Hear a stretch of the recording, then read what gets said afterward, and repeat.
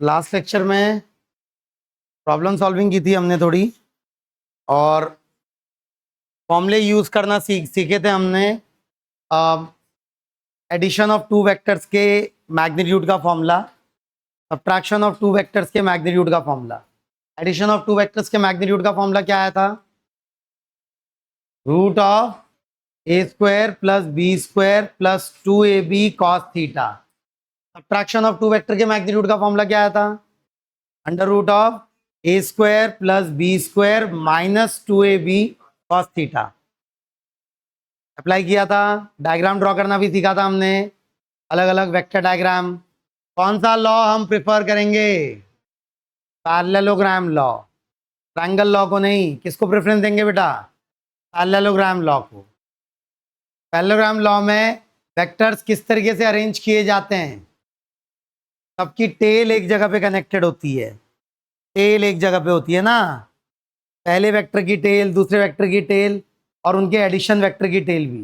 हाँ, subtraction vector head to head दिखेगा हमको, लेकिन एडिशन वेक्टर टेल वहीं पे होगी उसकी जहाँ पे बाकी दो वेक्टर्स की टेल है। तो बेटा इसको हम आगे भी यूज करते रहेंगे। अभी भी आज की क्लास शुरू करेंगे with the topic of component of vectors.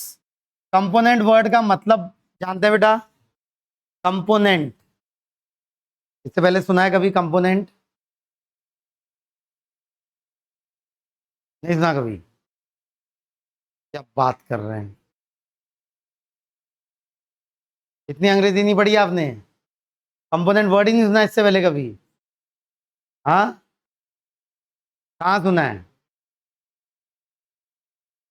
Parts, machine के अलग अलग कंपोनेंट्स होते हैं, नहीं सुना कभी? हाँ,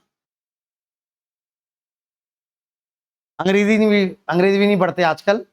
कंपोनेंट्स, जैसे मैं बोलूं इस फैन के, ये फैन एक मशीन है, इसके अलग अलग कंपोनेंट्स हैं। जैसे मोटर एक कंपोनेंट है उसका, फिर उसके जो जो विंग्स हैं वो उसके कंपोनेंट्स हैं, है ना? फिर वो रॉड उसकी एक कंपोनेंट है। तो इन कंपोनेंट से मिल के ये फैन बन रहा है। फैन कैसे बन रहा है? कंपोनेंट से मिल मिल के फैन बन रहा है बेटा, समझे क्या? What is the meaning of the word component? Parts जिनसे मिलके हमारा कंप्लीट सिस्टम बन सके, या कंपोनेंट्स वो छोटे पार्ट्स हैं जिनको कंबाइन करके मैं अपना पूरा सिस्टम बना सकता हूं। तो कंपोनेंट ऑफ वेक्टर्स का क्या मतलब होगा बेटा? कि एक गिवन वेक्टर को मैं किन छोटे वेक्टर से मिला के बना सकता हूं। तो उन छोटे वेक्टर्स को मैं क्या बोलूंगा? Component of vectors. उल्टी बात कर रहा हूं अब मैं। अभी तक हम बोल रहे थे A vector plus B vector is equal to C vector. अब मैं बोल रहा हूं C vector is equal to A vector plus B vector. मतलब C vector was resultant of A vector and B vector. अब मैं बोल रहा हूं A vector and B vector are components of C vector. नहीं समझे कि भाई A vector plus B vector अगर सी वेक्टर के बराबर है, तो मैं अभी तक क्या बोल रहा था पिछली क्लास तक? कि resultant of A vector and B vector is C vector. अब मैं क्या बोलूंगा? Components of C vector are A vector and B vector. C vector जो है वो ए वेक्टर और बी वेक्टर से मिला के बना है। सी वेक्टर को बनाने के लिए मुझे ए और बी वेक्टर को ऐड करना पड़ेगा आपस में। एक तरीके से इनसे मिला के ये सी वेक्टर बना हुआ है। तो क्या बोल सकता हूं इसी को मैं दूसरे तरीके से क्या बोल सकता हूं? कि भाई A vector and B vector are what? Are components of C vector. A vector and B vector are components of C vector. बोल सकता हूँ नहीं बोल सकता हूँ ये बात? समझे क्या? तो सवाल ये है पहला कि अगर ये मेरा सी वेक्टर है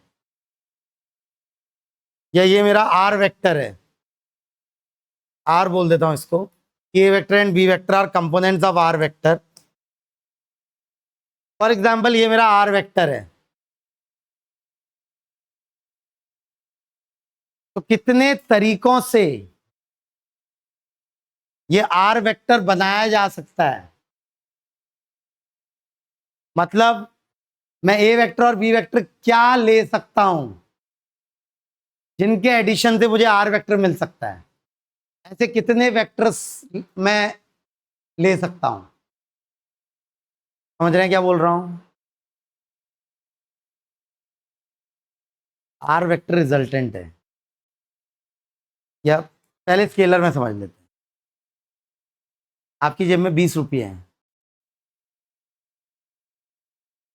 बट एक 20 रुपये का नोट नहीं है, तो कितने तरीकों से वो 20 रुपये बन सकते हैं? कितने तरीकों से बन सकते हैं? बहुत सारे। कैसे? कोई हो सकता है 2 10 10 के नोट हों, या हो सकता है 4 5 5 के हों, या हो सकता है 1 1 के 20 हों। कितने तरीकों से वो 20 रुपये बन सकते हैं आपकी जेब में? बहुत तरीके हैं। बिल्कुल वही बात मैं यहां पूछ रहा हूं कि आर वेक्टर कितने तरीकों से मिला के बनाया जा सकता है? इनफाइनाइट। जैसे ये एक तरीका हो सकता है, ये ये येलो से जो मैंने ड्रॉ किया, हो सकता है एक तरीका कि भाई ये ए वेक्टर है ये बी वेक्टर है, इन दोनों से ये वेक्टर बन गया। कौन सा लॉ का डायग्राम बनाया मैंने यहाँ? Triangle law. ट्रायंगल लॉ का बनाया ना यहाँ पर अभी फिलहाल समझाने के लिए। कोई और तरीका भी हो सकता है क्या? ये तरीका भी वैलिड है नहीं है? है, बिल्कुल वैलिड है भाई। इन दो वेक्टर का एडिशन भी ये वेक्टर है, तो मैं पूछ रहा हूं ऐसे कितने तरीके हैं? इनफाइनाइट। बल्कि दो ही क्यों, दो से ज्यादा वेक्टर के एडिशन से भी बना सकता हूं मैं वेक्टर। बना सकता हूं नहीं बना सकता हूं? भाई ये ये ये, तो there are how many ways to form a vector from two or more than two vectors? There are infinitely many ways, but हम इस infinite ways में interested नहीं है बेटा। हम इन infinite तरीकों में interested नहीं है। We are not interested in this infinite ways.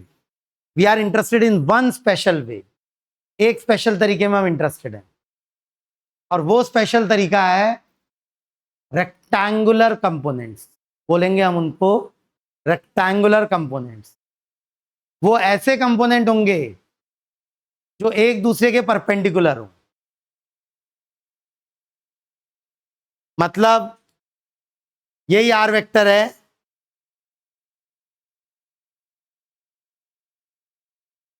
यही आर वेक्टर है। मैं अगर इसको रेक्टेंगुलर कंपोनेंट्स में ब्रेक करने की, रेक्टेंगुलर कंपोनेंट से मिला के बनाने की कोशिश करूं, जैसे एक तरीका हो सकता है ये, सच दैट ये एंगल कितना है? 90 डिग्री। कोई और तरीका भी हो सकता है रेक्टेंगुलर कंपोनेंट्स का? बिल्कुल हो सकते हैं भाई, और भी हो सकते हैं। जैसे ये भी एक तरीका हो सकता है, बिल्कुल वैलिड तरीका है ये भी, इन दो वेक्टर से मिलके।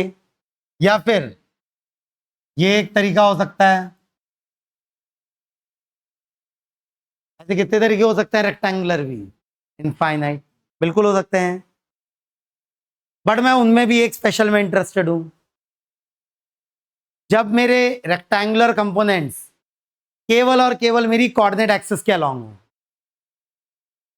कोऑर्डिनेट एक्सिस मतलब एक्स एक्सिस, वाई एक्सिस और ज्यादा से ज्यादा जेड एक्सिस। याद है कोऑर्डिनेट सिस्टम क्या नाम है? कार्टेशियन कोऑर्डिनेट सिस्टम की बात हो रही है यहाँ पे। कितनी एक्सेस होती है कार्टेशियन कोऑर्डिनेट सिस्टम में? 3, मैक्सिमम 3 ना। नाम क्या देते हैं हम उनको? X axis, Y axis, Z axis. तीनों आपस में क्या होती हैं? परपेंडिकुलर होती है म्यूचुअली, और तीनों एक पॉइंट से पास कर रही होती हैं। क्या बोलते हैं उस पॉइंट को? ओरिजिन। तो बेटा there are how many ways to break a vector in components? Infinite. There are how many ways to break a component in rectangular components? Vector को रेक्टेंगुलर कंपोनेंट में ब्रेक करने के भी तरीके इनफाइनाइट हैं, but we are not interested in this infinite ways. We are interested in some special ways. कुछ ही special ways में हम इंटरेस्टेड है। We are interested only in rectangular components along coordinate axis, जो कि हम चूज करेंगे कोऑर्डिनेट एक्सिस। ठीक है। अब जो मैं सिखाने जा रहा हूं बेटा, ध्यान से सीखेंगे, बहुत बहुत इंपॉर्टेंट है, और केवल आज की क्लास के लिए इंपॉर्टेंट नहीं है, आगे आने वाले पूरे 1.5 महीने 2 महीने के लिए इंपॉर्टेंट है। क्योंकि जब हम एनएलएम करेंगे, जब हम न्यूटन लॉज ऑफ मोशन करेंगे, तो ये काम बहुत ज्यादा करने वाले हैं, लगातार करते रहेंगे ऑलमोस्ट हर सवाल में। तो एनएलएम में ये यूज होगी बेटा, ये नॉलेज, और वो नॉलेज है to break the vector into rectangular component. हम वेक्टर को रेक्टेंगुलर कंपोनेंट में ब्रेक करना सीखेंगे, और सही तरीके से सीखेंगे। और जो तरीका हम यूज करने वाले हैं बेटा, वो है पैरेललोग्राम लॉ। पैरेललोग्राम लॉ की मदद से हम ब्रेक करेंगे। अभी मैंने डायग्राम में ट्रायंगल लॉ दिखाया आपको, बट जब मैं इस्तेमाल करने पे आऊंगा तो ट्रायंगल लॉ का इस्तेमाल नहीं करूंगा, ज्यादा मैं किसका इस्तेमाल करूंगा? Parallelogram law. क्यों? क्योंकि वो ज्यादा बेटर होता है, ज्यादा अच्छा डायग्राम बनता है उसमें, और कम मेहनत लगती है। तो मतलब क्या है? जैसे ये मेरी कोऑर्डिनेट एक्सिस है, फॉर एग्जांपल ये मेरी एक्स एक्सिस है बेटा, ये मेरी वाई एक्सिस है। ये हो जाएगी नेगेटिव एक्स एक्सिस, है एक्स एक्सिस ही, but positive X axis, negative X axis, Y axis positive, Y axis negative Y axis. ठीक हो गया। जेड भी होगी, जेड भी हो सकती है, बट फिलहाल दो की बात कर रहे हैं, जेड की बात बाद में करेंगे। फिलहाल दो म्यूचुअली परपेंडिकुलर एक्सिस की बात कर रहे हैं। तो अगर मेरा वेक्टर कुछ ऐसा है, मान लेते हैं इस वेक्टर का नाम है आर वेक्टर, लेंथ है इसकी आर, लेंथ है इसकी आर, सच दैट ये मेरी पॉजिटिव एक्स एक्सिस से बना रहा है थीटा एंगल। तो I want to break this vector in two components, two rectangular, rectangular word का मतलब तो समझ रहे हैं, कंपोनेंट्स जिनके बीच का एंगल क्या हो? 90 degree. Rectangle word 90 degree angle को रिप्रेजेंट करता है। तो I want to break this vector into 2 rectangular components such that both the components are along coordinate axis. कोई भी रैंडम दो नहीं, कोई भी दो रेक्टेंगुलर कंपोनेंट्स नहीं, केवल कोऑर्डिनेट एक्सिस के अलोंग के रेक्टेंगुलर कंपोनेंट।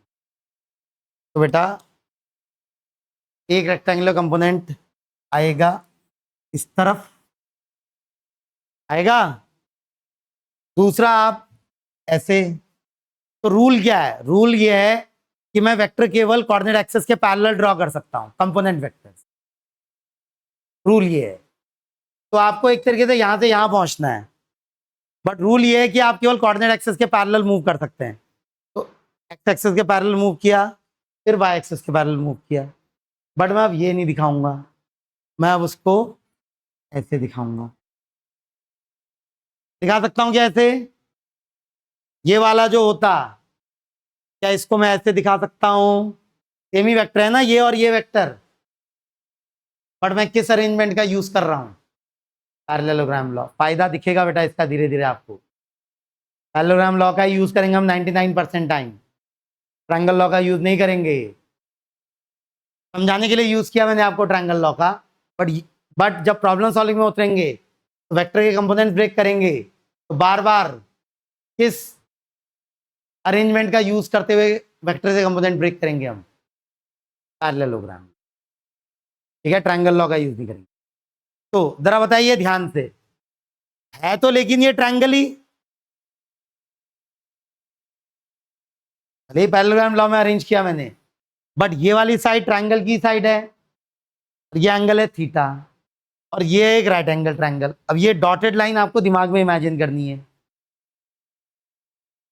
ये आर इस राइट एंगल ट्रायंगल का क्या है? हाइपोटेनस। ये थीटा, तो क्या जल्दी से याली लेंथ बता सकते हैं? जल्दी, ये सिखा चुका हूं पहले एक बार, ट्रिग्नोमेट्री में सिखा चुका हूं। हाइपोटेनस बताओ, एंगल बताओ। पास वाला कॉस, दूर वाला साइन। ये वाली साइड एंगल के पास वाली साइड है, कितनी है इसकी लेंथ? Are cos theta. और ये वाली या ये वाली लेंथ, देख रहे हैं एंगल के दूर वाली साइड है, तो ये साइड कितनी लेंथ की हो गई बेटा? R sine theta. समझ रहे क्या? पास वाला कॉस, दूर वाला साइन, बार बार ये यूज करेंगे बेटा हम। तो मतलब ये वाला जो वेक्टर था आर वेक्टर, वो दो छोटे वेक्टर्स में ब्रेक कर दिया मैंने। पॉजिटिव एक्स एक्सिस के अलॉन्ग है आर कॉस थीटा, और पॉजिटिव वाई एक्सिस के अलॉन्ग है R sine theta. These two are also vectors, they are component vectors of this given vector. है क्या? कैसा कंपोनेंट? Rectangular component. और कैसे rectangular component? Along the coordinate axis वाले rectangular component. समझे क्या? बट कभी कभी क्या होगा सवालों में, हम देखेंगे भी आगे, कोऑर्डिनेट एक्सिस जरूरी नहीं है हमेशा ऐसी ही हो। फॉर एग्जाम्पल कोऑर्डिनेट एक्सिस ऐसी भी हो सकती है, बिल्कुल हो सकती है। टेढ़ी कोऑर्डिनेट एक्सिस हो सकती है, लेना पड़ेगा हमको। जरूरी नहीं है हमेशा इसको एक्स और इसको वाई माने हम। भाई हम ही तो मान रहे हैं ना, हम अपनी सहूलियत के अकॉर्डिंग अपना एजम्पशन चेंज कर सकते हैं। अब मैंने इसको एक्स और इसको वाई मान लिया फॉर एग्जाम्पल, मतलब मैंने अपना कोऑर्डिनेट सिस्टम क्या कर दिया, एक तरीके से रोटेट कर दिया। अभी भी रेक्टेंगुलर कोऑर्डिनेट सिस्टम ही है, मतलब ये एंगल अभी भी क्या है बेटा? 90 डिग्री है, रेक्टेंगुलर कोऑर्डिनेट सिस्टम ही, बस सीधा ना दिख के अब वो टेढ़ा दिख रहा है। बिल्कुल टेढ़े कोऑर्डिनेट सिस्टम को भी हैंडल करना आना चाहिए। तो अगर मेरा वेक्टर फॉर एग्जाम्पल ऐसा है, मैग्नीट्यूड है उसका ए, और फॉर एग्जाम्पल वाई एक्सिस से एंगल बन रहा है अल्फा, अभी वाई एक्सिस से भी एंगल बन सकता है अल्फा। क्या इसको दो कंपोनेंट में ब्रेक कर सकते हैं बेटा? बोलिए, एक्स कंपोनेंट का वैल्यू कितना है इस बार? ये होगा ना एक्स कंपोनेंट, एक्स कंपोनेंट ऐसा दिखेगा, और वाई कंपोनेंट किधर को दिखेगा? इधर को या इधर को? इधर को। दोनों वेक्टर के बीच में रहना चाहिए एडिशन ऑफ वेक्टर्स। प्लीज इस वाले वेक्टर का मैग्नीट्यूड बोलिए, ए इसका, ये अल्फा एंगल है। क्या समझा रहा हूं मैं इतनी देर से? पास वाला कॉस, दूर वाला साइन। ये वाला कंपोनेंट एंगल से दूर वाला कंपोनेंट है, तो क्या ए साइन अल्फा या कॉस अल्फा? बेटा बचपन से पढ़ते आते हैं, पहली बार कब देखा था sine theta cos theta? 10th में ही देखा पहली बार, 8th 9th में नहीं है क्या कहीं कहीं? हाँ 10th में देखा पहली बार साइन थीटा आपने? अच्छा, मेरे टाइम में तो 8th में देखा था मैंने, इसलिए पूछ रहा हूँ। हाँ पहली बार 10th में देखा आपने साइन को? Sine theta cos theta. अच्छा ठीक है, तो ये वाला, ये वाली साइड एंगल के दूर वाली साइड है, तो इसलिए ये कौन सा कंपोनेंट है मेरे वेक्टर का? साइन कंपोनेंट है या कॉस कंपोनेंट है? साइन। तो ये ए साइन अल्फा, और ये वाला क्या हो गया बेटा? ए कॉस अल्फा। लिखेंगे जिन्होंने पहले नहीं लिखा है, पास वाला कॉस, दूर वाला साइन। ये हमें हेल्प करेगा कंफ्यूजन अवॉइड करने में। कंपोनेंट्स को जब कंपोनेंट्स में जब ब्रेक करूंगा मैं, रेक्टेंगुलर कंपोनेंट्स में जब ब्रेक करूंगा, तो बार बार ये लाइन आपके दिमाग में दौड़नी चाहिए। पास वाला कॉस, दूर वाला साइन, पास वाला कॉस, दूर वाला साइन, पास वाला कॉस, दूर वाला साइन।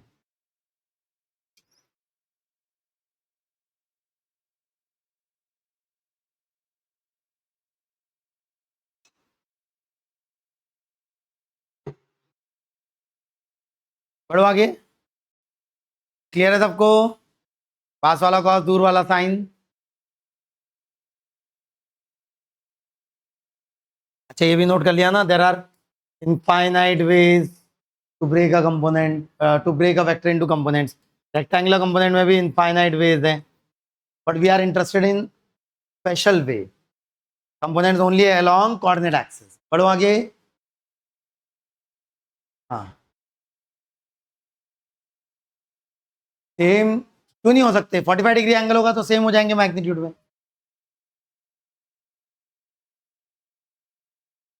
अरे तो रेक्टेंगल स्क्वायर नहीं बन सकता? हाँ, जब 45 डिग्री एंगल होगा तो क्या मैं स्क्वायर को रेक्टेंगल नहीं बोल सकता? हाँ, स्क्वायर इज अ रेक्टेंगल बेटा, बिल्कुल है। तो नाम क्यों बदलूं मैं? पढ़ो आगे। नेक्स्ट, जैसे दो प्रॉब्लम देखिए, ऐसी प्रॉब्लम्स हम एनएलएम में बहुत बहुत करने वाले हैं, एनएलएम काइनेमेटिक्स में। उसी का एक ट्रेलर है बस।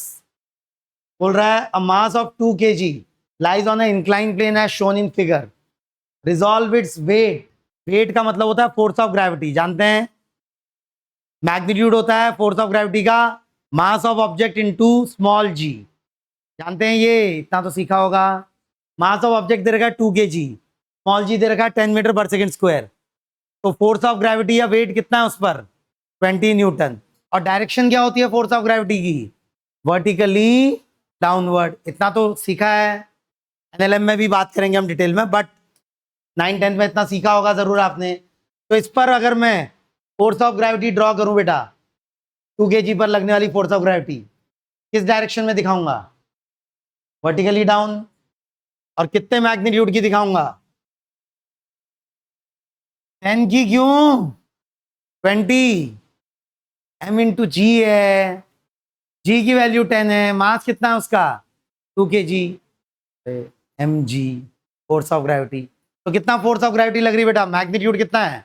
20 न्यूटन। डायरेक्शन क्या है? Vertically down. ठीक हो गया। बट मुझे क्या करना है? मुझे इस फोर्स ऑफ ग्रेविटी को कंपोनेंट्स में ब्रेक करना है, दो छोटी फोर्सेस में ब्रेक करना है। बट किस डायरेक्शन में? दो फोर्सेस में, एक होनी चाहिए इंक्लाइन प्लेन के अलोंग, एक होनी चाहिए इंक्लाइन प्लेन के परपेंडिकुलर। दिख रहा है ये डायग्राम? ये इंक्लाइन प्लेन में रखा हुआ है, बट मैं इसको कंपोनेंट में ब्रेक करना चाहता हूं। रिजॉल्व इट्स वेट, रिजॉल्व करना या कंपोनेंट में ब्रेक करना एक ही बात होती है। रिजॉल्व मतलब तोड़ना, resolve its weight along a perpendicular, along and perpendicular to the plane. तो मेरी कोऑर्डिनेट एक्सिस इस बार इस डायग्राम में मेरी कोऑर्डिनेट एक्सिस ये नहीं है, मेरी कोऑर्डिनेट एक्सिस ये है। देख रहे हैं क्या? ये मेरी कोऑर्डिनेट एक्सिस है along the incline and perpendicular incline. टेढ़ा कोऑर्डिनेट एक्सिस है मेरा, टेढ़ा सिस्टम है। हो सकता है, बिल्कुल हो सकता है। मैं इसको बोल रहा हूं एक्स एक्सिस, इसको बोल रहा हूं वाई एक्सिस, बोल सकता हूं। अब मुझे 20 न्यूटन को इन कोऑर्डिनेट एक्सिस के अलोंग कंपोनेंट्स में ब्रेक करना है, तो सबसे इंपॉर्टेंट है बेटा एंगल। एंगल देखना आना चाहिए आपको, और यहां जो एंगल देखना सिखाऊंगा मैं आपको, आगे के लिए दिमाग में बैठा लेनी है बात। इंक्लाइन का एंगल 30 डिग्री है, ये एंगल ध्यान से देखिए, इंक्लाइन का एंगल 30 डिग्री है, तो ये एंगल भी 30 होगा क्या? ये राइट एंगल ट्रायंगल इमेजिन करिए, ध्यान से देखिए। अगर इमेजिन नहीं कर पा रहे हैं तो इमेजिन करिए कुछ ऐसे।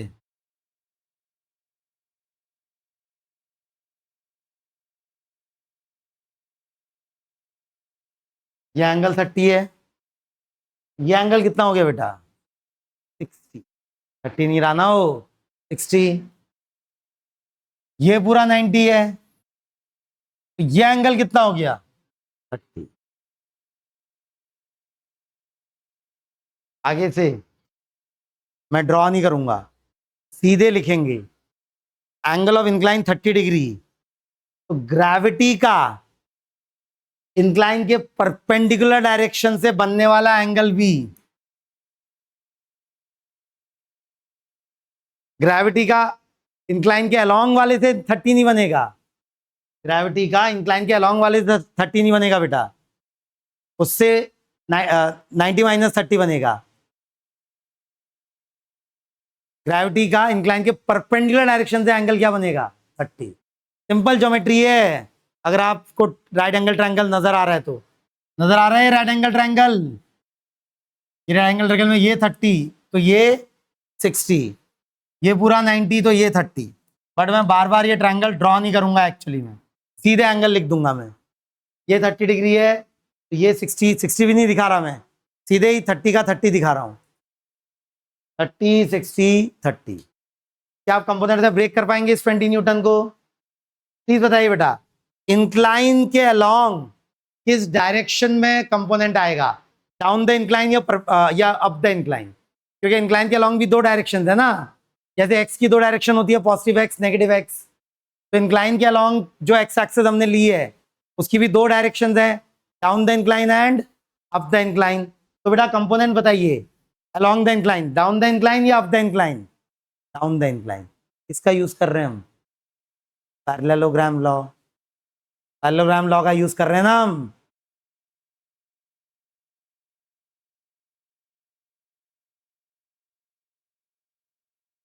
Down the incline and perpendicular the incline किस डायरेक्शन में? अवे फ्रॉम द इंक्लाइन या inside the incline? Inside the incline. किसका यूज किया फिर से? Parallelogram law. ये इमेजिन कर पा रहे हैं बेटा, ये दो कंपोनेंट्स ब्लू कलर से मैंने इस 20 न्यूटन के दो कंपोनेंट्स ड्रॉ किए, एक कंपोनेंट है डाउन द इंक्लाइन, एक कंपोनेंट है इनसाइड द इंक्लाइन है। प्लीज अब जल्दी से बताइए, ये वाला कंपोनेंट इनसाइड द इंक्लाइन वाला कंपोनेंट कितने मैग्नीट्यूड का है? 20 का cos 30, 20 का cos 30 पास वाला cos, और डाउन द इंक्लाइन वाला कंपोनेंट कितने का है? 20 का sin 30। cos 30 sin 30 जानते हैं, cos 30 कितना होता है? अभी भी आते लोग, √3/2। sin 30 कितना होता है? 1/2। तो क्या एक कंपोनेंट की वैल्यू बता सकते हैं आप मुझे? क्या कंपोनेंट की वैल्यू होगी? 20 cos 30 degree which will be equal to 20 into √3/2 which is 10√3 Newton, और ये वाला कंपोनेंट हो गया 20 into sin 30 which is 20 into 1/2 which is 10 Newton. Down the incline कितना फोर्स है बेटा? डाउन द इंक्लाइन कितना फोर्स है? 10। एंड परपेंडिकुलर द इंक्लाइन कितना फोर्स है? 10√3। परपेंडिकुलर द इंक्लाइन कितना फोर्स है बेटा? 10√3। क्लियर है?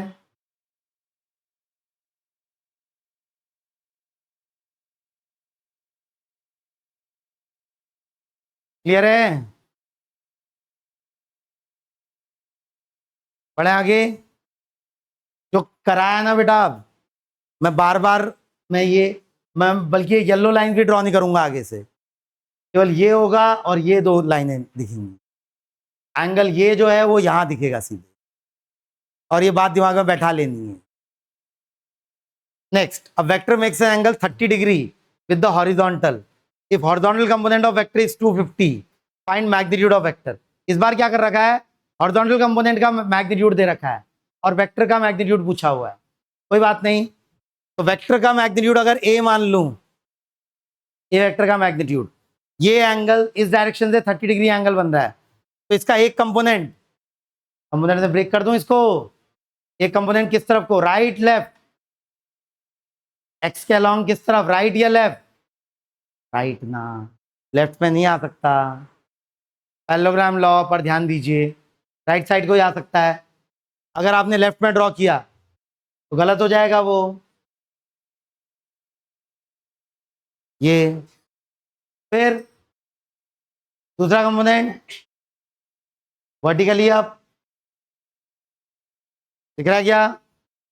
अगर इसका मैग्नीट्यूड ए है, मेरे ओरिजिनल वेक्टर का मैग्नीट्यूड, तो उसके एक्स कंपोनेंट का मैग्नीट्यूड कितना हो जाएगा बेटा? ए कॉस 30, पास वाला कॉस, और इसका मैग्नीट्यूड क्या हो जाएगा? ए साइन 30। मुझे गिवन क्या है? मुझे गिवन है if the horizontal component of vector is 250, मतलब ये वाला कितना दे रखा है बेटा? ये वाला 250 दे रखा है, तो इसको 250 के इक्वेट कर दीजिए, ए मिल जाएगा। बताइए ए की वैल्यू, ए कॉस 30 कितना होता है?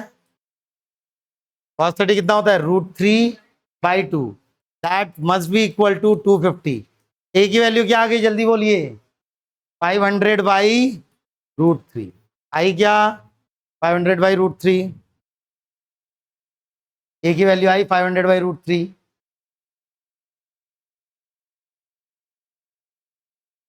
दूसरी चीज पूछी है, वर्टिकल कंपोनेंट भी बताना है। वर्टिकल कंपोनेंट मतलब किसकी वैल्यू? ए साइन 30 की वैल्यू बतानी है। वर्टिकल कंपोनेंट, वर्टिकल कंपोनेंट जो हो जाएगा, it will be A sine 30। A की वैल्यू तो पता चल चुकी है मुझे, ए की वैल्यू कितनी है? 500/√3। साइन 30 कितना होता है बेटा? साइन 30 कितना होता है? 1/2, तो कितना हो गया ये? 250/√3 न्यूटन, 250/√3 न्यूटन।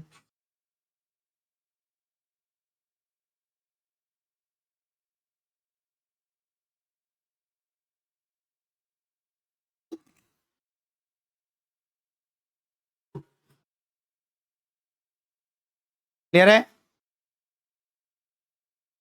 क्लियर है? कंपोनेंट में ब्रेक करना। नेक्स्ट,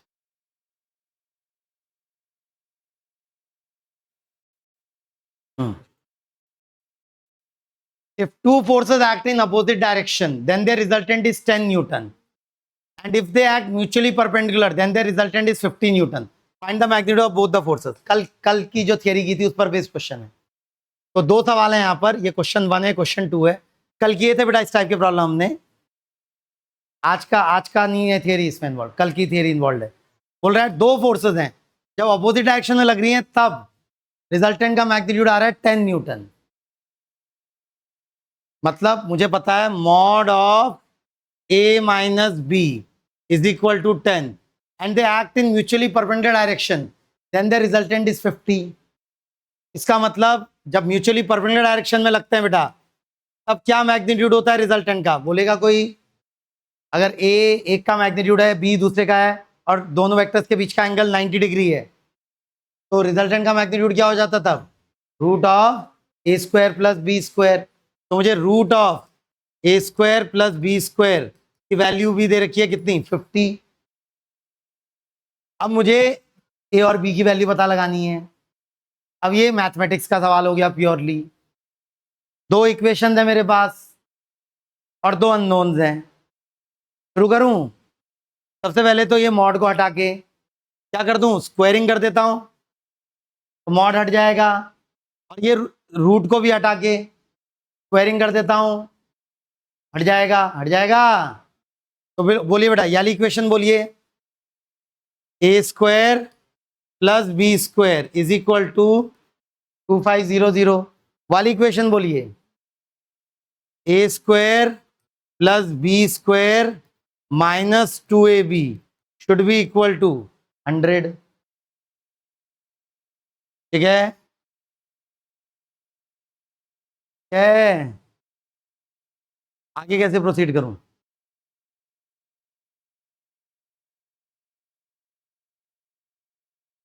ए भी मिल जाएगा, मतलब ए स्क्वायर प्लस बी स्क्वायर को यहां डाल देता हूं 2500।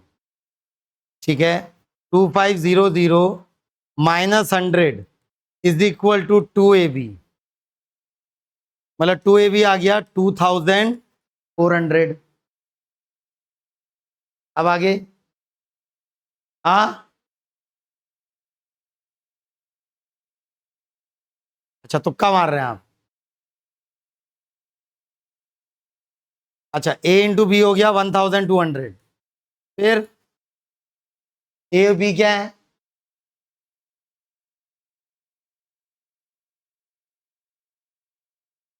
हाँ, आगे मैं बढ़ सकता हूं बेटा, इतनी मैथ्स तो आनी चाहिए। तो बी को उठा के 1200 अपॉन ए लिख देता हूं और उसको पुट कर देता हूं किसी एक इक्वेशन में और आगे बढ़ जाता हूं। फिर ए में ही बच जाएगा सब कुछ, बाई क्वाड्रेटिक बन जाएगी और मैं निकाल सकता हूं। बट मैं उससे बेटर तरीका दिखा रहा हूं आपको, ध्यान से देखेंगे। मैथ्स है, एक तरीका तो ये है कि बी की वैल्यू मैं लिख सकता हूं 1200 अपॉन ए और किसी भी एक ओरिजिनल इक्वेशन में पुट कर सकता हूं बी की जगह 1200 अपॉन ए।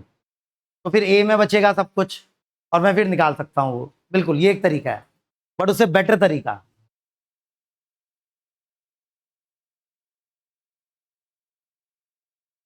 मुझे ए स्क्वायर, हाँ परफेक्ट स्क्वायर, मुझे ए माइनस बी पता है ना, ए माइनस बी पता है मुझे। अगर ए प्लस बी पता चल जाए तो बात बन जाएगी। अब ए प्लस बी कैसे पता लगा सकता हूं? मुझे A square plus B square पता है, मुझे A square plus B square पता है और यहां से मुझे 2ab भी पता चल गया। कौन सा फॉर्मूला दिमाग में आना चाहिए अब? A square plus B square plus 2ab is equal to A plus B का होल स्क्वायर। नहीं तो मैं यूज कर सकता हूं कि भाई ए प्लस बी का whole square can be written equal to A square plus B square plus 2ab which can be written equal to 2500 plus 2400 plus 2400 which is 4900। अब मैं रूट ले लूं दोनों तरफ, रूट ले लूंगा दोनों तरफ तो क्या आ जाएगा? ए प्लस बी क्या आ गया बेटा? 70। 49 का रूट 7 होता है, पता है। तो भाई ए माइनस बी था 10, ए प्लस बी हो गया 70। मान लेता हूं ए बी से बड़ा है, मान लेता हूं ए बी से बड़ा है, तो मैं इसको लिख सकता हूं सिंपली, मॉड हटा सकता हूं, ए माइनस बी को 10 लिख सकता हूं और ए प्लस बी को 70 लिख सकता हूं। अब मैं क्या इजीली ए और बी की वैल्यूज पता लगा सकता हूं? क्या हो गई बेटा ए की वैल्यू? ए की वैल्यू हो गई 40। ऐड कर दूं दोनों को, 2a is equal to 80, A is equal to 40, इसी में भी पुट कर दीजिए। बी की वैल्यू क्या हो गई बेटा? 30। या इंटरचेंजेबल भी हो सकती हैं, मतलब ए 30 और बी 40 भी हो सकता है ना।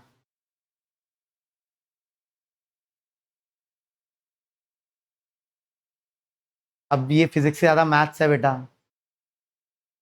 फिजिक्स से ज्यादा क्या है ये? मैथ्स है। अब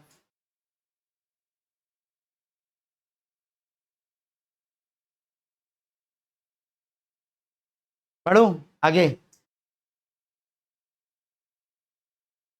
ये नहीं आया समझ में क्या किया मैथमेटिकली? आया? हाँ, यहाँ या वहां? वहां गया है। वहां तो लीनियर इक्वेशन है दोनों। हाँ, ये सोचा हमने कि हमको पता था ए प्लस बी का होल स्क्वायर होता है A square plus B square plus 2ab। मुझे A square plus B square पता था, 2ab पता लगा लिया मैंने। तुम्हारे दिमाग में आइडिया आया, हमने फायदा उठाने की सोची ए प्लस बी के होल स्क्वायर की। ए प्लस बी का होल स्क्वायर की वैल्यू पता चल गई तो ए प्लस बी भी पता चल गया। नहीं क्या, ए माइनस बी पहले से गिवन था। मैथ्स ना बेटा। हाँ, पढ़ो आगे। सेकंड क्वेश्चन इसका, कल कैप सिखाया था। Cap represents unit vector. तो यहां पहली इक्वेशन लिख के दी है, मॉड ऑफ, इक्वेशन पढ़िए बेटा, पढ़िए, पहले पढ़ना सीखिए। पहले क्या लिखिए equation, mod of A cap minus B cap is equal to √2। Then calculate the value of, पढ़िए, mod of A cap plus √3 B cap. Now आते हैं इस सवाल पे, उससे पहले वापस आते हैं उस पर। ये छोटी सी बात करनी पड़ेगी हमको, multiplication of vector by a scalar. Multiplication of vector by a scalar, क्योंकि वहां पे वो वेक्टर बेटा स्केलर से मल्टीप्लाई हो रहा है, यहां पर ये बी कैप √3 से मल्टीप्लाई हो रहा है ना। तो इसलिए हम पहले समझ लेते हैं what is the meaning of multiplication of vector by a scalar. Now scalar मतलब एक नंबर, सिंपल नंबर। वो नंबर पॉजिटिव भी हो सकता है और कभी कभी वो नंबर नेगेटिव भी हो सकता है। तो multiplication of vector by scalar का मतलब है, अगर एक वेक्टर है, फॉर एग्जांपल नाम है उसका ए वेक्टर, नाम है उसका ए वेक्टर, मैग्नीट्यूड है उसका 5, फॉर एग्जांपल ए वेक्टर उसका नाम है, राइट साइड को डायरेक्शन है उस वेक्टर की, और मैग्नीट्यूड है उसका 5। नाउ मैं क्या करता हूं, मैं ए वेक्टर को मल्टीप्लाई करता हूं एक पॉजिटिव नंबर से, जैसे 2 से मल्टीप्लाई कर दिया फॉर एग्जांपल मैंने उसको। तो मेरा नया वेक्टर है B vector which is 2 times A vector, which is 2 times A vector. तो वेक्टर अलजेब्रा में what is the meaning of multiplication of a vector by a positive number? तो उसका मतलब सिंपल होता है, बी वेक्टर एक नया वेक्टर है, उसका ए वेक्टर से कुछ लिंक है। लिंक ये है कि उसकी डायरेक्शन वही रहेगी, बट मैग्नीट्यूड कितने टाइम्स हो जाएगा, 2 टाइम्स। मतलब 2a वेक्टर किस तरफ दिखेगा मुझे, राइट साइड को ही दिखेगा, ए वेक्टर राइट साइड को था तो, बट मैग्नीट्यूड कितना हो जाएगा उसका 10।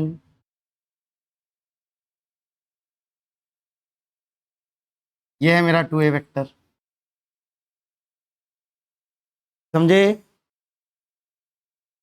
तो when a vector is multiplied by a positive number, we get a new vector in same direction, but magnitude is multiplied by that number. Magnitude जितना भी वो नंबर है उससे मल्टीप्लाई हो जाएगा बेटा, समझे क्या? अच्छा, अगर मैं डिवाइड करता 2 से, तो डिवाइड कर देता 2 से, तो क्या मिलता मुझे? मतलब एक सी वेक्टर सोच रहा हूं मैं, which is a vector divided by 2, कर सकता हूं? Division is nothing but multiplication with reciprocal of number. तो मैंने इसको मल्टीप्लाई किया 1/2 से, तो इसका मैग्नीट्यूड कितना हो जाएगा? जो पहले था इंटू 1/2, मतलब 5/2, लेकिन डायरेक्शन अभी भी क्या रहेगी, same.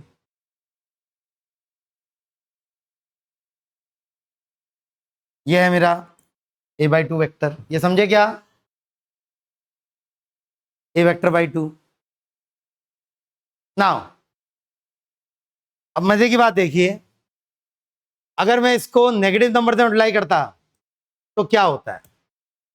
Now negative sign in vector algebra represents opposite direction. याद है सब्ट्रैक्शन जब कर रहे थे तब भी बात हो रही थी. Negative sign in vector algebra represents opposite direction. तो अगर मैं उसको -2 से मल्टीप्लाई कर दूं ए वेक्टर को, मतलब मेरा वेक्टर हो गया -2a वेक्टर, का मतलब होगा उसका मैग्नीट्यूड कितना हो जाएगा 2 टाइम्स. मैग्नीट्यूड उसका भी 2 टाइम्स होगा. 2a वेक्टर का मैग्नीट्यूड 2 टाइम्स, -2a वेक्टर का मैग्नीट्यूड 2 टाइम्स. बस डायरेक्शन क्या हो जाएगी बेटा उसकी, जिस तरफ ए वेक्टर की डायरेक्शन थी उसके अपोजिट डायरेक्शन. मतलब कुछ ऐसा दिखेगा. फॉर एग्जाम्पल डी वेक्टर बोल रहा हूं मैं -2a वेक्टर, डी वेक्टर बोल रहा हूं -2a वेक्टर, तो कुछ ऐसा दिखेगा मुझे. ये देखिए बेटा डी वेक्टर, समझे. अगर मैं -1/2 से मल्टीप्लाई कर देता तो कितने मैग्नीट्यूड का किस डायरेक्शन में वेक्टर मिलता मुझे, लेफ्ट साइड को मिलता या राइट साइड को मिलता. -1/2 से मल्टीप्लाई करता ओरिजिनल ए वेक्टर को, तो लेफ्ट साइड को मिलता नया वेक्टर. मैग्नीट्यूड कितना हो जाता उसका 2.5. ई वेक्टर है विच इज -1/2 ए वेक्टर, तो उसका डायरेक्शन लेफ्ट को होगा और मैग्नीट्यूड उसका 2.5 हो चुका होगा. ये समझे क्या, क्या सीखा हमने यहां से. When a vector is multiplied by positive scalar, we get a new vector in same direction, but magnitude is multiplied by magnitude of scalar. Magnitude of the new vector is multiplied by magnitude of scalar. उस number से multiply करना पड़ेगा original vector के magnitude. Magnitude becomes k times एक तरीके से, अगर k मेरा स्केलर है. वहीं अगर नेगेटिव होगा स्केलर तो magnitude still becomes k times, मतलब -k से मल्टीप्लाई किया अगर, magnitude still becomes k times, but its direction is reverse. समझ रहे हैं क्या. लिखेंगे लिखेंगे सेंटेंस लिखेंगे. If a vector is multiplied by a positive scalar k, if a vector is multiplied, if a vector is multiplied by a positive scalar k, if a vector is multiplied by a positive scalar k, if a vector is multiplied by a positive scalar k,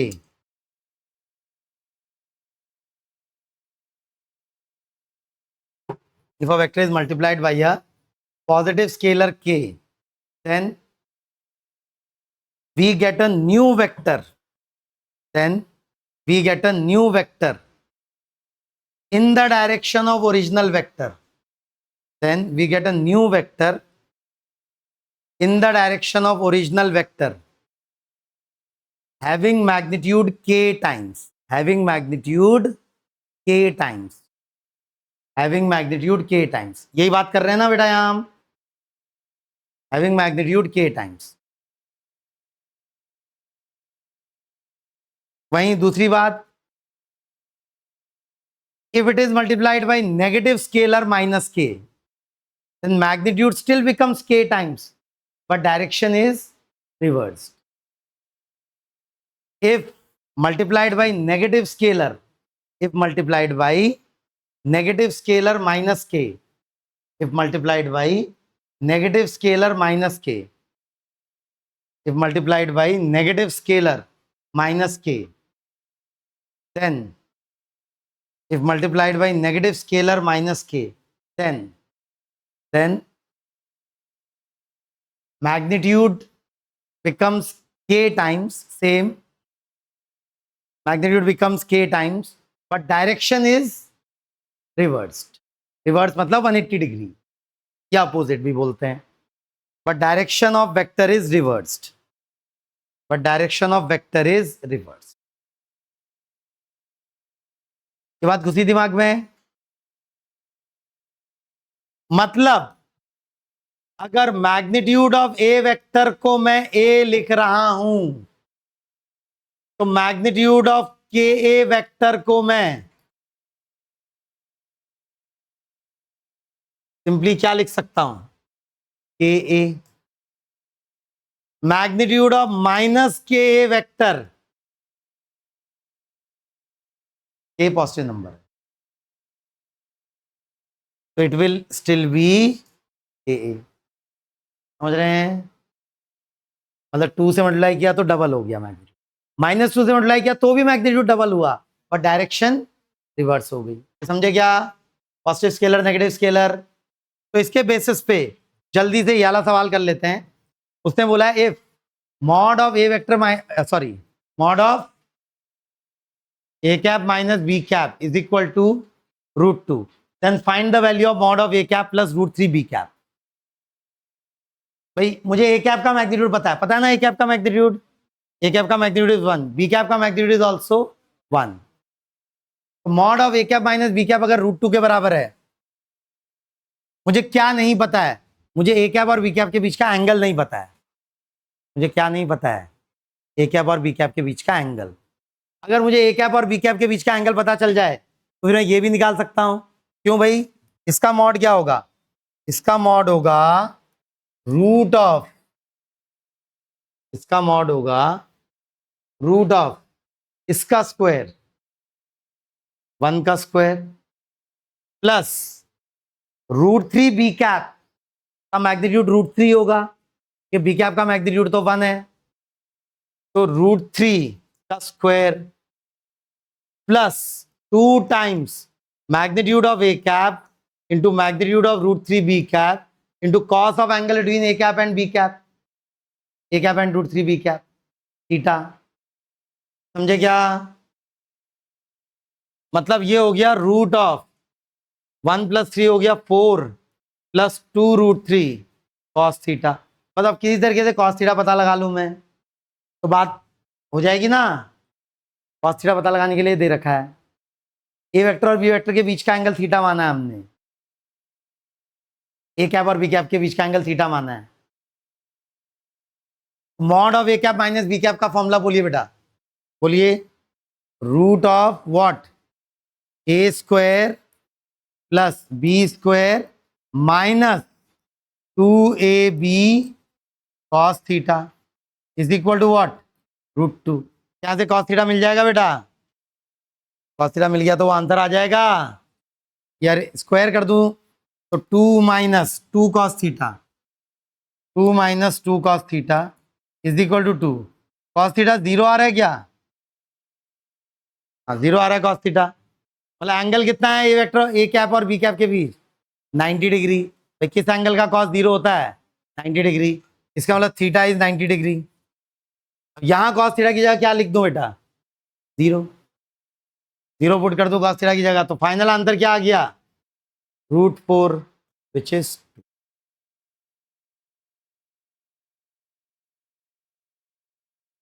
clear है? Clear है?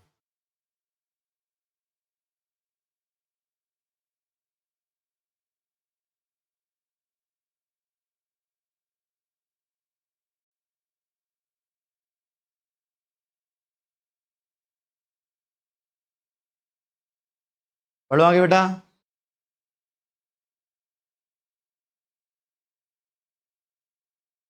तो बात करेंगे आज हम unit vectors की, और unit vectors भी कुछ स्पेशल यूनिट वेक्टर्स, पहले जनरल यूनिट वेक्टर फिर उसके बाद स्पेशल यूनिट वेक्टर। तो अभी अभी हमने जो सीखा कि अगर एक वेक्टर को स्केलर से मल्टीप्लाई करते हैं तो हमें एक नया वेक्टर मिलता है जिसकी डायरेक्शन तो वही रहती है, ओरिजिनल वेक्टर की डायरेक्शन, पॉजिटिव नंबर से अगर मल्टीप्लाई किया, बट मैग्नीट्यूड उतने टाइम्स हो जाता है। जैसे अभी हम देख रहे थे, ये मेरा ए वेक्टर था 5 मैग्नीट्यूड का, नाम है इसका ए वेक्टर, ठीक है ना बेटा? अगर मैं ए वेक्टर को 5 से डिवाइड कर दूं, 5 की क्या खासियत है? 5 ए का मैग्नीट्यूड है, किसी भी नंबर से डिवाइड या मल्टीप्लाई कर सकता हूं।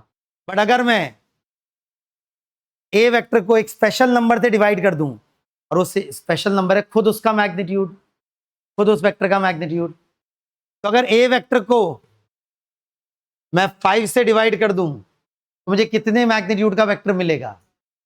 1 मैग्नीट्यूड का। और डायरेक्शन क्या होगी बेटा उसकी? Same as A vector. मतलब मुझे कुछ ऐसा मिलेगा, समझे? ये हो गया ना ए वेक्टर बाय 5। इसको हम स्पेशल नाम देंगे क्या? ये क्या क्या नाम देंगे यूनिट वेक्टर को? कैप। कैप से रिप्रेजेंट करेंगे यूनिट वेक्टर को। ए के ऊपर टोपी चढ़ी हुई है, इसका मतलब वो यूनिट वेक्टर है। नाउ अगर जनरल फॉर्मूला लिखूं मैं, तो ये 5 actually mod of A vector है। वो तो अभी मैग्नीट्यूड 5 था इसलिए 5 लिखा। तो जनरल फॉर्मूला लिखूं तो A vector upon magnitude of A vector is equal to A cap. लिख सकता हूं बेटा ऐसे? सकता हूं। अब कुछ करने जा रहा हूं मैं, बहुत बहुत इंपॉर्टेंट। मैं इस मॉड ऑफ ए वेक्टर को आरएचएस ले जा सकता हूं क्या? भाई वो एक नंबर ही है, एक पॉजिटिव नंबर है, उसको आरएचएस ले जा सकता हूं। ए वेक्टर हो गया mod of A vector into A cap. लिख सकता हूं ऐसा? अब सबसे पहली बात जो वेक्टर में हमने सीखी थी उस पर वापस आते हैं। The vectors will have magnitude as well as direction ना, and they should follow vector rules of algebra obviously. But पहली बात जो हमने देखी थी, सीखी थी वेक्टर के बारे में, वो यही सीखी थी कि वेक्टर में मैग्नीट्यूड भी होता है और उसमें डायरेक्शन भी होती है। अभी तक हम कैसे रिप्रेजेंट कर रहे थे वेक्टर को? अभी तक हम मैग्नीट्यूड अलग से बोल रहे थे, डायरेक्शन अलग से बोल रहे थे। जैसे बोल रहे थे magnitude of vector 10 in east direction, या बोल रहे थे magnitude of vector of magnitude 3 in north direction. ऐसे बोल रहे थे अभी तक हम, east west north south. But अब हम एक नया तरीका बिल्डअप करने वाले हैं मैथमेटिकली, जिसमें हमको इनकी जरूरत नहीं पड़ेगी, नॉर्थ साउथ ईस्ट वेस्ट की जरूरत नहीं पड़ेगी, या अप डाउन की भी जरूरत नहीं पड़ेगी। हम डायरेक्शन को भी सिंबॉलिकली रिप्रेजेंट करेंगे, केवल वर्ड में रिप्रेजेंट नहीं करेंगे। और जो सिंबल यूज होगा डायरेक्शन के लिए वो है ये, विच इज यूनिट वेक्टर। मतलब अगर आप इस इक्वेशन को देखें, A vector is magnitude of A vector into A cap, this term is representing magnitude of vector. और दूसरी चीज क्या होती है वेक्टर के अंदर? Direction. We will use this vector to represent direction of A vector, this vector to represent direction of A vector. समझ रहे हैं? तो बेटा अगर आपको एक वेक्टर का यूनिट वेक्टर चाहिए, एक वेक्टर की डायरेक्शन का यूनिट वेक्टर चाहिए, तो आपको कैसे मिल सकता हो यूनिट वेक्टर? आप उस वेक्टर को डिवाइड कर दीजिए किससे? उस वेक्टर को डिवाइड कर दीजिए किससे? मैग्नीट्यूड ऑफ वेक्टर से। तो आपको क्या मिल जाएगा बेटा? आपको क्या मिल जाएगा? क्या मिल जाएगा? Direction in unit vector in the direction of given vector. समझ रहे हैं क्या? अब इसकी यूटिलिटी क्या है? बहुत बहुत बहुत यूजफुल है। तब जब हम कार्टेशियन कोऑर्डिनेट सिस्टम के यूनिट वेक्टर्स का इस्तेमाल करेंगे। फिर से कार्टेशियन कोऑर्डिनेट सिस्टम आ गया। कितनी एक्सेस होती हैं कार्टेशियन कोऑर्डिनेट सिस्टम में? 3। नाम बोलिए उनके। X axis, Y axis and Z axis. Z actually plane से बाहर है, बट मैं जस्ट ऐसे टेढ़ा दिखा दिया। तो कार्टेशियन कोऑर्डिनेट सिस्टम में डायरेक्शन को रिप्रेजेंट करने के लिए हम यूनिट वेक्टर्स का सहारा लेंगे। Unit vectors are a tool to represent the direction of a vector. और कार्टेशियन कोऑर्डिनेट एक्सिस के स्पेशल यूनिट वेक्टर्स हैं। पहला है ये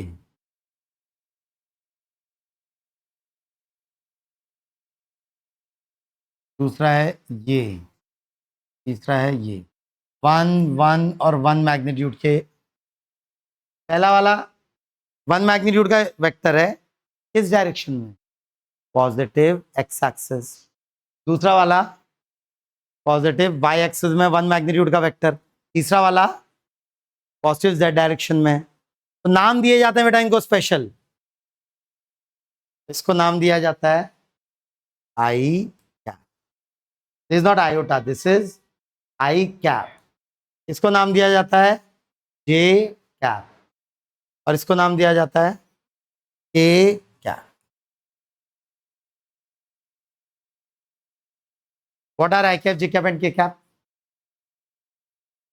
What are I cap, J cap and K cap? What is I cap? I cap is unit vector. In which direction? In which direction? Positive x axis. What will be unit vector in negative x axis? कोई दिमाग लगा के बताएगा? Minus I cap ना. What will be unit vector in negative z direction? Negative y direction? Minus J cap. And what will be unit vector in negative z direction? Minus K cap.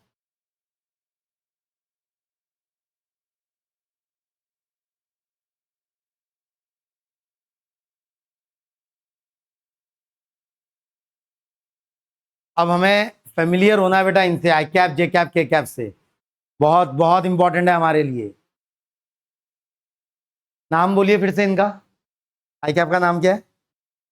पूरा नाम unit vector in positive X direction. J cap का पूरा नाम unit vector in positive Y direction. K cap unit vector in positive Z direction. समझ रहे हैं? Similarly minus I cap, minus J cap and minus K cap. अभी तक हम क्या बोल रहे थे बेटा? जैसे हम बोल रहे थे east, west, north, south, up, down, ये बोल रहे थे। अब हम ये बोलना बंद करेंगे। ईस्ट की डायरेक्शन कौन रिप्रेजेंट करेगा? आई कैप। वेस्ट की direction minus I cap. North की डायरेक्शन जे कैप, और साउथ की डायरेक्शन माइनस जे कैप। दिख रहा है ना? तो फिर हम कैसे यूनिट वेक्टर की मदद ले सकते हैं अपने वेक्टर्स को रिप्रेजेंट करने के लिए? ये बताइए मुझे। फॉर एग्जांपल ये मेरा कार्टेशियन कोऑर्डिनेट सिस्टम है। प्लीज ध्यान से देखिए और बताएंगे। ये पॉजिटिव एक्स एक्सिस है, तो पॉजिटिव वाई एक्सिस है, बाकी ये नेगेटिव वाई और वो नेगेटिव एक्स।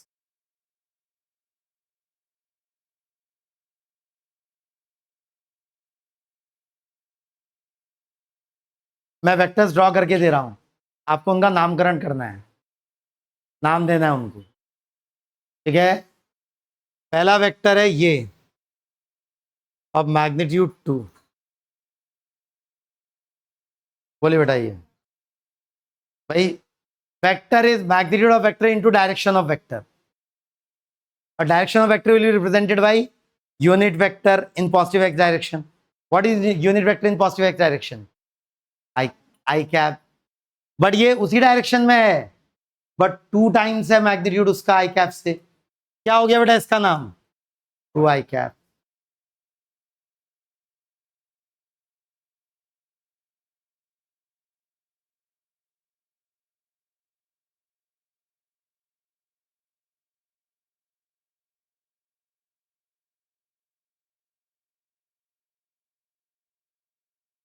बोले बेटा इस वेक्टर का नाम 5 जे cap.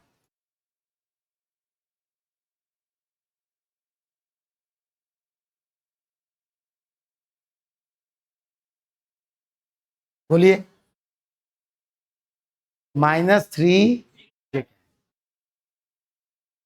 Actually 3 of minus J cap बोलना चाहिए मुझे, बोलना चाहिए ना, क्योंकि माइनस साइन एक्चुअली 3 के साथ नहीं है, माइनस साइन जे कैप के साथ है। बट मैं ब्रैकेट ना लिखना पड़े इसलिए सिंपली ऐसे भी लिख देते हैं, ब्रैकेट ना लिखना पड़े।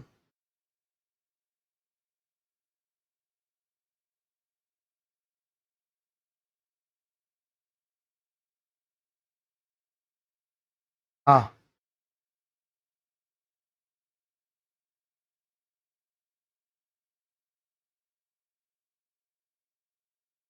क्या नाम है इसका? -4 i कैप, समझे? बट क्या हर वेक्टर इतना सीधा होगा? पहले वेक्टर बड़े सीधे थे। सीधा वेक्टर मतलब केवल एक्स और वाई डायरेक्शन में थे वेक्टर, है ना? बट हर वेक्टर इतना सीधा तो होगा नहीं, टेढ़े भी होंगे वेक्टर्स। तो टेढ़े वेक्टर्स को कैसे आई कैप जे कैप की मदद से हम हैंडल कर सकते हैं? जैसे ये वाला वेक्टर ले लेते हैं 5, यह एंगल 37 डिग्री, टेढ़ा वेक्टर है। क्या मैं इसको 5 i कैप लिख सकता हूँ? 5 i कैप लिख सकता हूँ क्या इसको? नहीं, मेरा एक्स डायरेक्शन ये है, 5 i कैप नहीं लिख सकता। क्या इसको 5 j कैप लिख सकता हूँ? नहीं। तो अभी थोड़ी देर पहले जो सीखा, क्या कंपोनेंट्स में ब्रेक करना, बोलिए बेटा। एक कंपोनेंट ये आ गया, एक ये आ गया। हाँ, 5 cos 37, 5 cos 37 कितना था? cos 37 कितना होता है? 4/5, मतलब 4। और ये 5 sin 37 डिग्री, कितना? 5 × 3/5 विच इज 3। ठीक हो गया? ये टेढ़े वेक्टर को दो सीधे वेक्टर में तोड़ दिया। बार बार करेंगे हम, ये टेढ़ों को सीधा करेंगे, टेढ़े वेक्टर्स को सीधे वेक्टर्स में ब्रेक किया। इस वेक्टर का नाम बोलिए, इसका मैग्नीट्यूड 4 है और इसकी डायरेक्शन आई कैप में है, प्लस आई कैप में, तो इसका नाम क्या है? 4 i कैप। इसका नाम क्या हो गया? 3 j कैप। तो भाई इस वेक्टर का नाम क्या हो गया? 4 i cap plus 3 j cap. ये समझे क्या?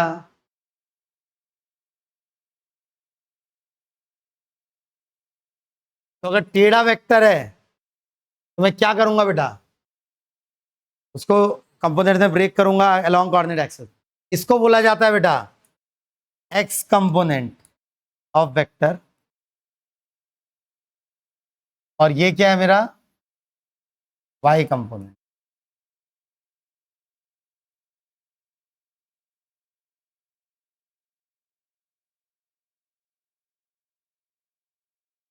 बढ़ो आगे।